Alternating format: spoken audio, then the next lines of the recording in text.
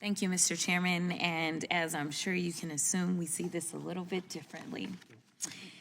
Here we go again, talking about Biden, Biden, and more Biden. Today is nothing more than a dog and pony show for Republicans to avoid facing the American people for their trash policies that are killing the economy and our democracy. Despite Republicans' claim of backing the blue and being the party of law and order, we're here today because Republicans are willing to throw our country's top law enforcement agents under the bus to appease Trump and execute his political vengeance. Now, I know remembering things is hard for some of my colleagues on the other side of the aisle, like remembering not to add reporters into a signal chat discussing military war plans.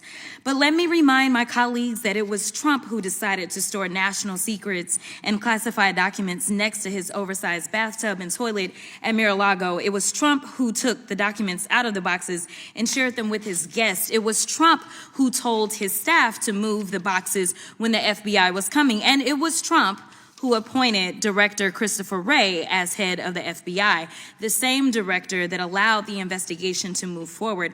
As much as Trump and Republicans hate to accept it, we are still a country with laws. And when you break them, there are consequences. Now, make no mistake, we should all be concerned about the FBI. But my concerns as ranking member of this subcommittee, as a member of Congress, and as an attorney, as well as a citizen, are based on things called facts. And when I say facts, I mean clear, indisputable facts, not those alternative facts my Republican colleagues continue pushing onto the American people. So let's talk about facts. Fact.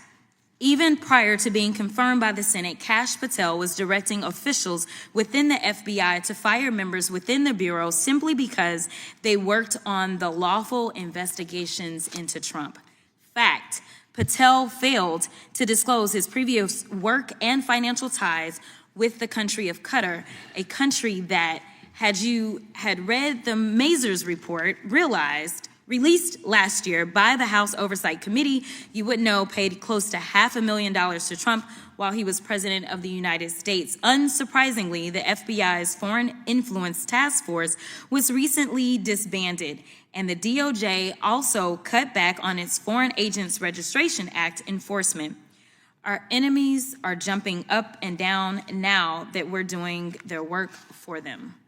Another fact, Patel has never even been an FBI agent and is now leading the Bureau. Even one of today's Republican witnesses organizations, the Bureau, has advocated having an FBI agent lead the Bureau. But rather than confirm a director with credible, dedicated experience, the Republicans confirmed a political loyalist with no Quantico or FBI training. Talk about DEI. Didn't earn it higher.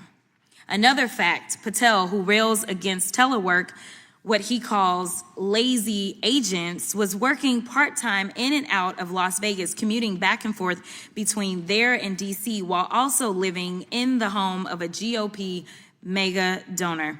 Think about that for a second. Could you imagine what Republicans would have done had, say, James Comey had been living in New York part-time as the FBI director, and if his New York home was owned by, say, George Soros? Speaker Johnson would have forced a floor vote on articles of impeachment within days of this news coming out. But nevertheless, my Republican colleagues are willing to sacrifice safety for stupidity as long as it's loyal. Another fact, Patel and Trump-backed FBI leadership have redirected FBI agents who are working on investigations involving violent crimes against children and child exploitation and transferred them to work on anti-Tesla attacks and redacting Jeffrey Epstein files. Talk about FBI waste and abuse. You simply can't make this stuff up. To be clear, Director Wray testified before Congress last year, noting that, quote, if each one of the FBI's cyber agents and intelligence analysts focus exclusively on the China threat, China's hackers would still outnumber FBI cyber personnel by at least 50 to 1. Yet rather than hire more agents to protect against these cybersecurity threats, Director Patel is reassigning agents to redact Epstein files. Someone please tell me how this makes America safe. It's almost as ridiculous and wasteful as Patel's idea to contract the Bureau with UFC fighters. And while I have very real concerns about the current state of the FBI today, I want to be very clear. My concerns aren't with career agents, the men and women dedicating their lives to protect our country and communities. It's with the irresponsible leadership and reckless decisions coming from Patel, Trump, and Doge staff within the FBI. Our Bureau needs resources to do its job effectively. What it doesn't need is 20-something-year-old Doge bags reviewing materials without having undergone proper vetting and clearance. The American people have a right to be worried, but these worries shouldn't be based on Republican baseless conspiracy theories.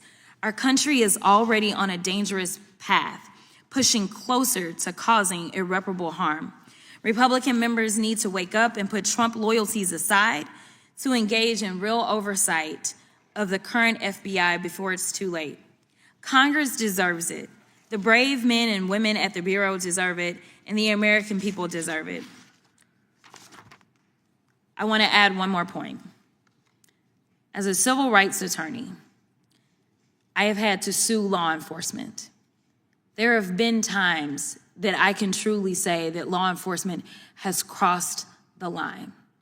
And I truly believe that there can be one or two in a bunch that can ruin every one. The problem that I have right now, though, is that we have decided to focus in on something that my Republican colleagues have decided to term as being political. What is political is when somebody says that they are going to come back and seek retribution. What is political is firing people because they simply were following the evidence and doing their jobs as law enforcement has been trained to do.